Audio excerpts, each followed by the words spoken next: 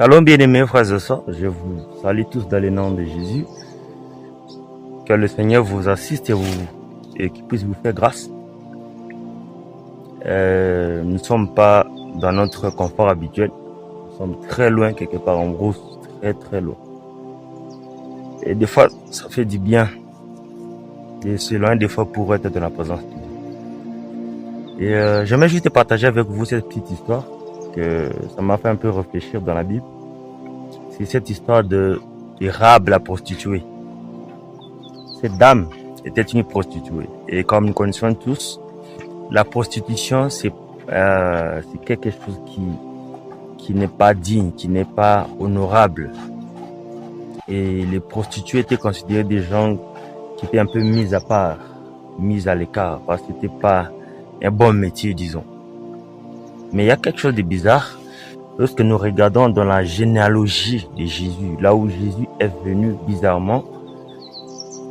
Dans cette liste-là de la généalogie de Jésus, il y a aussi cette dame qui était prostituée, Rahab. Donc Jésus est quelque part descendu aussi de cette lignée-là. Maintenant, on se pose la question, comment le roi de la terre, le créateur de toutes choses, El Shaddai, qui s'est fait chair, il peut descendre de cette lignée-là, d'une femme qui était prostituée, d'une femme qui n'était pas dans une bonne vie, si on peut le dire ainsi.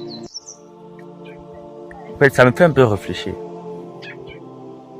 Et nous devons savoir que beaucoup de gens, beaucoup de destinées, beaucoup de vies n'ont pas pu percer réellement à cause de là où ils viennent, à cause de leur background familial. Et ça crée comme une espèce de limite, comme une espèce de borne pour le progrès de beaucoup.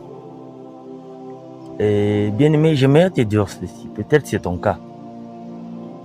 Tu sors d'une famille qui n'est pas peut-être connue, tu es d'une famille peut-être qui n'est pas riche, tu sors d'une famille peut-être qui n'est pas une famille qui est élevée, honorable, où on peut jeter le regard.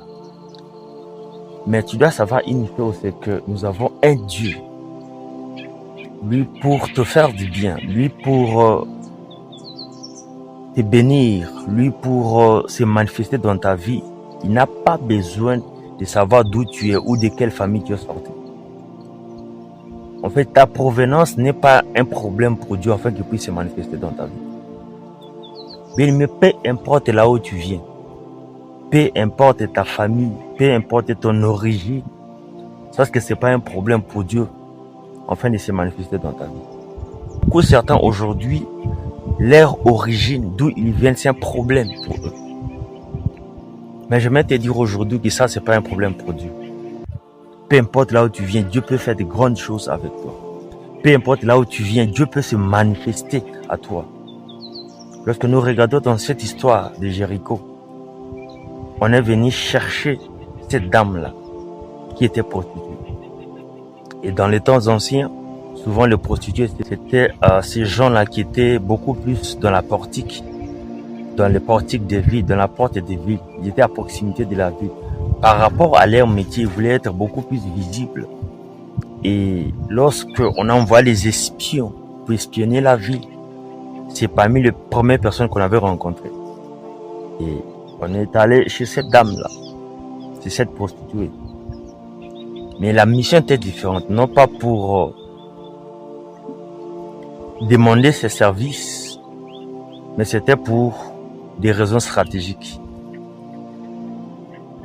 Et ce n'était pas par hasard, c'était dans les desseins de l'Éternel que cette dame-là soit sauvée un jour. Pour que cette femme-là de mauvaise vie puisse être sauvée un jour.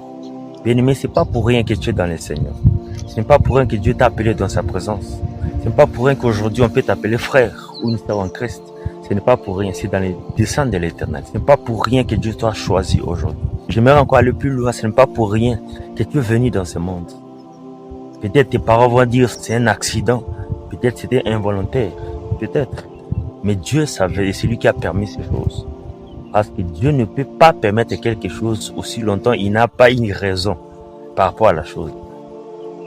On est venu trouver cette dame. Les espions sont allés chez elle à la maison. Ils ont parlé, vous savez ce qui s'est passé. Mais cette dame de mauvaise vie, a sauvé non pas seulement sa vie, mais la vie de toute sa famille. Elle a épargné toute sa famille. Lorsque le moment était venu pour qu'on puisse récupérer, conquérir cette ville-là, cette dame-là était sauvée et sa famille aussi. Qui pouvait imaginer un jour que cette dame de mauvaise vie pouvait sauver toute une famille, pouvait sauver sa famille? Peut-être on ne la considérait pas dans sa famille. Peut-être elle était mal vue comme nous les connaissons. Peut-être c'était sa manière de marcher, peut-être sa manière de s'habiller, peut-être sa manière d'être. Ça n'aurait pas sa famille. Mais cette dame-là a fait quelque chose que personne ne pouvait imaginer. Sa famille, toute sa famille a été épargnée. Bien-aimé, j'ai pris seulement que par toi, que le Seigneur puisse visiter ta famille. J'ai pris seulement que par toi, Dieu puisse faire de grandes choses dans ta famille. Dans cette maison-là, là où tu habites, mais par toi, que tu puisses être comme un canal de visitation, comme un canal de bénédiction pour les autres.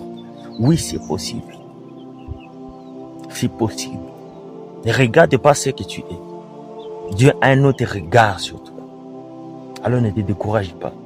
Même quand tu es en bas, même si ça ne tient pas aujourd'hui, même si physiquement tu n'as pas le profil parfait pour de grandes choses, mais bien aimé, laisse-moi te dire que tu dois détourner tes yeux de ce qui est physique.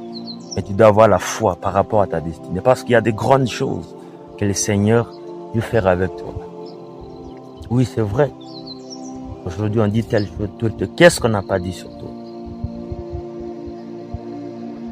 Qui n'a pas parlé des choses mauvaises sur ta vie? Les gens ont une certaine image de toi. Mais laisse-moi te dire, si Dieu a pu sauver cette dame-là prostituée, il peut aussi faire avec toi. Que Dieu puisse t'assister.